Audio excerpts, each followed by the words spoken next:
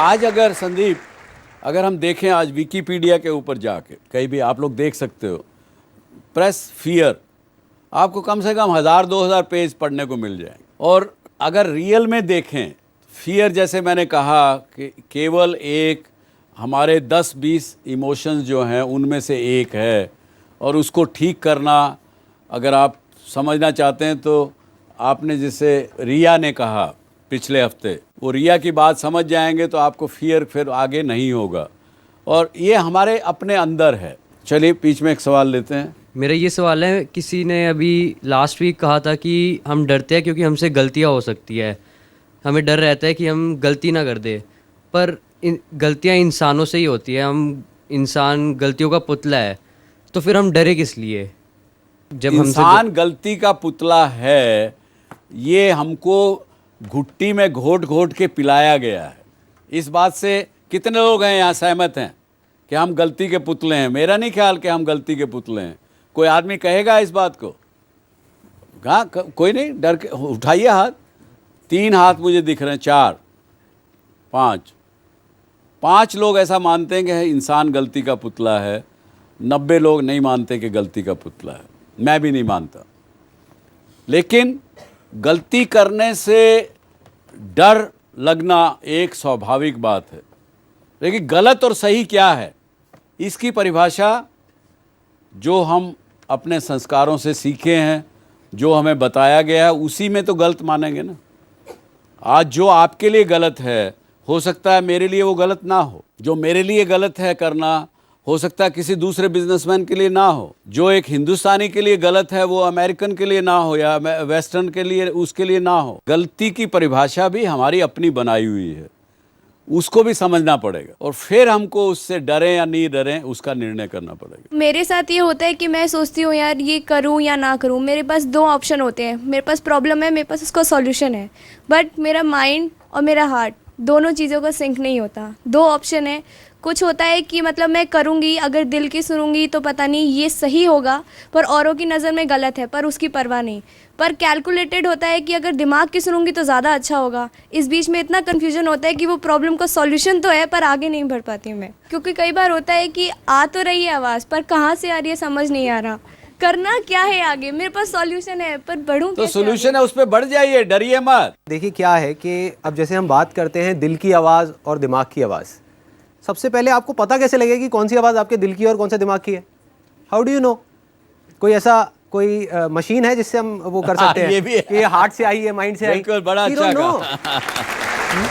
You don't know। तो उसका solution क्या है? देखिए बहुत ही आसान है, बहुत आसान है। छोड़ो दिल की आवाज़, दिमाग की आवाज़, ये सारी चीज़ें, कन्फ्यूजन, ये सारी चीज़ें। क्या करना है? जो भी आपकी स्ट्रेंथ्स हैं, हर आदमी के अंदर, हर इंसान के अंदर इस दुनिया में कुछ ना कुछ ऐसा है, वो मुझे आप सबकी आंखों में दिख रहा है, सबके अंदर, जो और पूरी दुनिया में किसी में भी नहीं है, फॉर श्योर।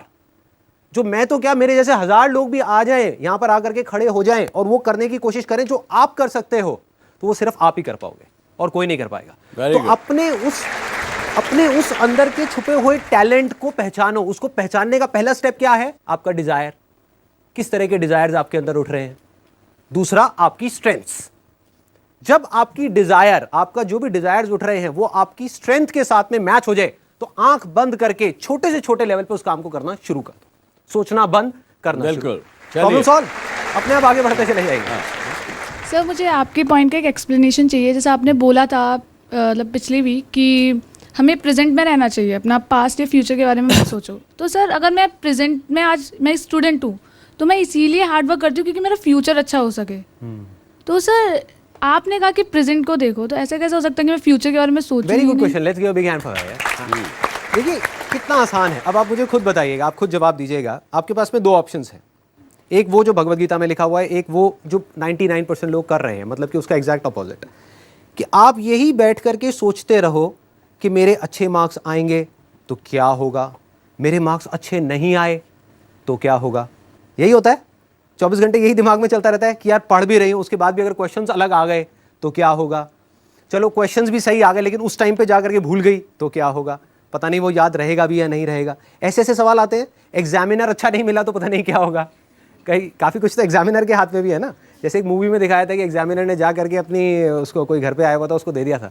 अभी कौन सी एक मूवी आई थी, आई थिंक हम्टी शर्मा की दुल्हनिया, एक एग्जामिनर वॉज देयर, उन्होंने जा करके अपनी बेटी को दे दिया जिसको ABCD भी नहीं पता थी, और वो उसको चेक कर रहे हैं और मार्क्स दे रहे हैं। देखो क्या है फंडा, क्या है, फल आपके हाथ में है ही नहीं। इस बात को हम जितनी जल्दी समझ जाएंगे उतना अच्छा है हमारे लिए। क्या हमारी सांसें हमारे हाथ में हैं? 1 साल बाद क्या होगा वो तो बहुत दूर की बात है। क्या हम अगले सेकंड में बोल सकते हैं कि हमारी सांसें चल रही होंगी या नहीं चल रही होंगी? We can't predict. तो सॉल्यूशन बचता क्या है? एक ये है कि हम उठा करके अपना सारा फोकस वहां डालें, फ्यूचर पे या पास्ट पे। पास्ट में सपोजिंगली अच्छे नंबर नहीं आए तो हम बार बार पास्ट के बारे में सोचें या फ्यूचर के बारे में, या फिर ये है कि इसको एक्सेप्ट कर लिया जाए कि भैया ये मेरे हाथ की चीज़ ही नहीं है, इसको छोड़ दो। अभी मेरे हाथ में क्या बचा? जैसे ही आपने उसको छोड़ दिया, उस फल को ही आपने छोड़ दिया कि नंबर अच्छे आए बुरा आए मेरे हाथ में नहीं है। मेरे हाथ में क्या है कि आज और अगले 6 महीने तक जब भी एग्जाम रह गए हैं, मुझे सिर्फ पढ़ना है, दिल लगा के पढ़ना है, मजे से पढ़ना है, और उससे आपको प्यार हो जाए। अभी प्यार किससे है? नंबर से है। ये हमारी सारी जड़ है लाइफ की प्रॉब्लम्स की। प्यार किससे है? अर्निंग से है। नेम फेम मनी मिल जाए, सबको मिल जाए, सबको चाहिए, लेकिन मिलेगा कब? जब लर्निंग होगी, जब पढ़ोगे तभी तो नंबर आएंगे। तो सारा ध्यान अगर हम उठा करके यहां डाल दें और रिजल्ट को, जिसको भी आप मानते हो, सपोजिंगली भगवान को मानते हो या डेस्टिनी को मानते हो, उस पर छोड़ दो, लीव इट, और कंप्लीटली अपना फोकस, अपना सारा ध्यान ले आओ पढ़ाई के ऊपर, तो नंबर आएंगे। जैसे संदीप जी ने कहा कि आप प्रेजेंट में रहने की कोशिश करें, तो मैं कहता हूँ क्यों रहने की कोशिश करें प्रेजेंट में? क्योंकि जब आप प्रेजेंट में रहेंगे तो आपका पूरा कंसंट्रेशन जो आप इस समय कर रहे हैं उस पर होगा। अगर आपका दिमाग बार बार फ्यूचर के लिए जा रहा है तो आप पूरी बात जो मैं कह रहा हूँ या संदीप जी कह रहे हैं या आप पूरी समझ नहीं पाएंगे, सुन नहीं पाएंगे। प्रेजेंट में रहना इसलिए ज़रूरी है कि आप जो कर रहे हो उसका इम्पैक्ट पूरी तरह से हो, मजबूती से इम्पैक्ट हो। उस दिमाग अगर इधर गया उधर गया, आप देखते हैं हम लोग पढ़ रहे हैं, हम कुछ काम कर रहे हैं, लेकिन मोबाइल भी ऑन करके भूल गए उसको स्विच ऑफ करना। फ़ोन आया, सुना, उसके बाद फिर अपने दिमाग में लगाएंगे उस किताब में, 1 2 3 मिनट लगेंगे जब तक आप फिर वापस कंसंट्रेट कर सकें। इसलिए प्रेजेंट में रहना आवश्यक है। और मैंने पिछले भी एक प्रोग्राम में कहा कि अगर आप कुछ भी करना चाहते हैं, अगर कंसंट्रेट करेंगे तो सब कुछ पॉसिबल है। और मैंने एक बड़े घटिया तो नहीं कहूँगा, लेकिन एक बड़े छोटा सा एक उदाहरण दिया। यदि मुझे संदीप को या किसी लड़की को संदीप को पटाना है और वो अगर इस तरीके से सामने जा रही है लड़की और मैं इधर जा रहा हूँ, अगर मेरी पूरी ताकत से मैं इनकी गर्दन में, अगर पूरी कंसंट्रेशन से अगर गर्दन में लगाऊंगा तो इनका मुड़ के देखना ही पड़ेगा मुझे। देखो, देख लिया मैंने।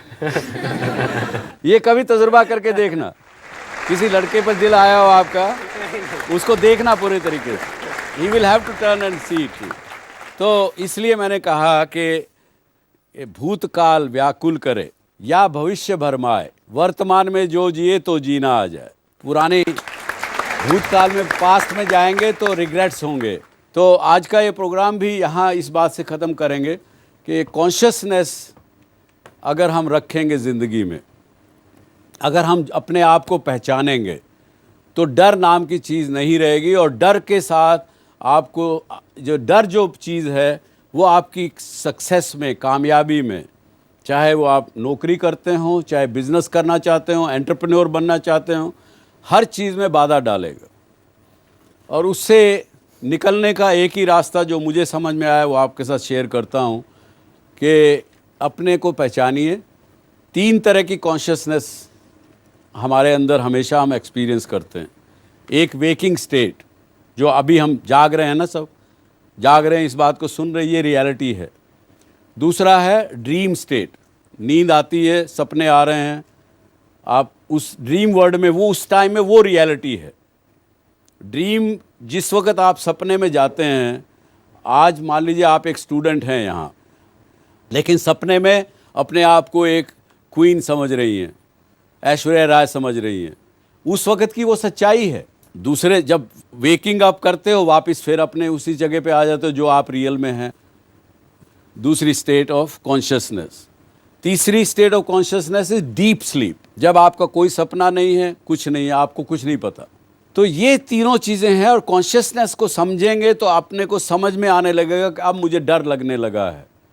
और जब डर लगने लगा उसको समझ लीजिए कि हाँ मुझे डर लग रहा है। जैसे ही आपने एक्सेप्ट कर लिया, जैसे उनके साथ हुआ मैथमेटिक्स में, वो सबके साथ होगा। डर दूर हो गया, कामयाबी आपके कदम चूमेगी। इसके साथ ही बहुत बहुत धन्यवाद। All the best. Thank you very much.